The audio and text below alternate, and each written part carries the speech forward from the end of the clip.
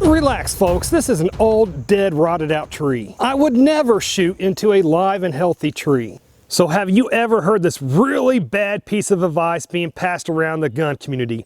Have you ever heard somebody say, after you've been forced to shoot an attacker in self-defense, you should tell the police that you wish to file charges against that attacker? Well, if you have, and if you would actually like to learn how that advice could actually land you in jail, then stay tuned. Drop the weapon or I'll shoot! Drop the weapon!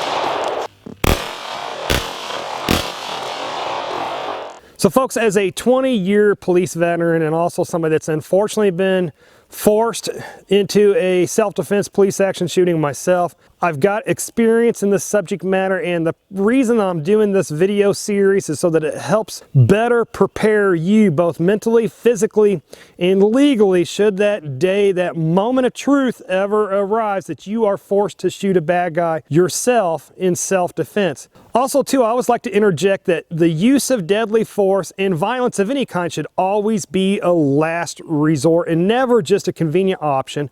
And it's also your responsibility to know your state's laws on self-defense. Now let's get on with the video. So that piece of advice where people tell you that after you've shot a bad guy in self-defense and the police arrive and you give your super brief statement of, the bad guy did this, I was in fear for my life, so I defended myself. Now I don't want to say anything else till I speak to my attorney. Now I wish to be taken to the hospital. When they say after that, then you should say, well, now I also want to press charges against my attacker.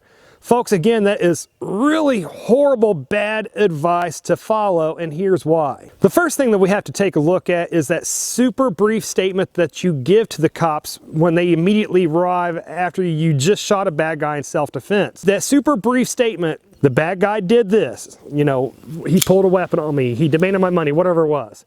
I was in fear for my life, therefore I defended myself. Now I don't want to say anything else until I speak with my attorney, and now I wish to go to the hospital. Once you say, when you give that super brief statement, you are not saying so little that you end up getting yourself thrown in jail if you did a legal self-defense shooting, but you're also not saying too much so that innocent things you say can be misconstrued to be used against you in court at a later time. So when you say he pulled a weapon on you and he demanded your money, and then you defended yourself, now you don't want to say anything else until you speak with your attorney, that tells the cops that he did an armed robbery. For example, armed robbery means that the bad guy took something from you or tried to take something from you by force and using a weapon like a gun or a knife. So for the cops to file armed robbery charges against that bad guy, they're going to want to know exactly what he said to you, and if he pointed that weapon at you or not, or did he imply he had a weapon, and all of the other stuff that it takes to get armed robbery there. So for instance, you know, if the bad guy comes up to you and pulls a knife out and asks you what time it was, he didn't commit armed robbery because he didn't demand something from you. Now when he comes up and pulls a knife and says, give me your money, now he's done armed robbery. If he only pulled a weapon and asked you what time it was, then he's just charged with brandishing a weapon or whatever that charge would be.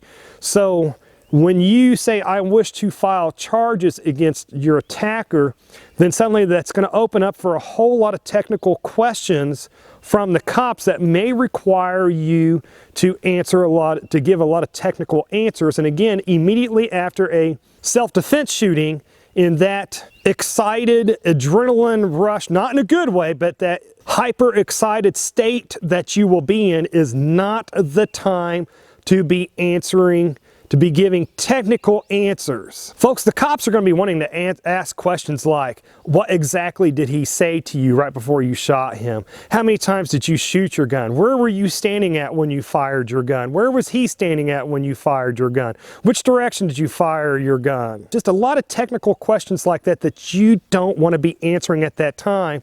So saying, I wish to file charges against my attacker, they're going to say, oh, well, we need these questions answered. So you don't want to go there. Now, like I mentioned in my last video, a couple of nights of sleep, over several days, your body, your mind will replay what happened over and over again. Your brain will actually reconstruct what occurred. You will actually have a better memory of what occurred after you've had nights of sleep than you will immediately after that shooting for most people. So by giving yourself several days to let your brain put it all back together, and then by meeting with your firearms legal protection expert attorney, then you guys can sit down and you can put together what happened step by step, more detailed, and then it's at that point that you guys can give that detailed statement to the police and then file charges at that time. I understand that there's good intentions behind that advice of saying, hey, and I wish to file charges against my attacker, because that's trying to help establish you as the victim, so that would help you going home sooner. But you just got to understand, while you're trying to help more to establish yourself as a victim, you might be tripping yourself up legally. We also have to remember that if the bad guy is committing a bad enough crime that it's justifiable for you to shoot him, that there's going to be a pretty long statute of limitations on that crime. What that means is that you don't have to say you want to file charges right there at that scene. You will probably have several years that you could actually ask for those charges to be filed. Now, of course, this is going under the understanding that your bad guy actually survives your self-defense shooting, because if your bad guy dies from your self-defense shooting, well, there's not going to be a live bad guy to file charges against. But if your bad guy survives your self-defense shooting, and what is it, like 75% of people survive gunshots from handguns, so there is a 75% chance that whatever the percentage is, that your bad guy will survive it. And you do want to probably end up filing charges against that bad guy. But again, when that time is right. And that will be after you've met with your attorney, after you've had time to sleep, after you've had time to reconstruct everything and put everything back in the chronological order. And again, you want to give this with your attorney so that the truth is put into your statement, and it's said in a way that cannot be misconstrued to screw you in court down the road. Now, if your bad guy survives your self-defense shooting, what will happen with him is he will be taken to a hospital, usually what they call a detention area of the hospital, where he'll be, after surgery, he'll be handcuffed to a hospital bed and usually guarded by a jail guard or what have you. And then once he heals enough to stand in front of a judge, then he'll stand in front of that judge. Anyways, folks, why don't you comment down below with your thoughts on this subject. Have you ever heard that bad advice be given before? And folks, to learn what happens to your gun after you've been forced to shoot somebody in self-defense, to learn what the police will do with your gun after that has happened, then click on the video that should be appearing on the screen just about now to learn what 90% of the general public out there does not know. Anyways, folks, that is enough internet for today. It is time to go train. And folks, if you made it this far, hey, thank you very much for watching, and I pray that you have a good night.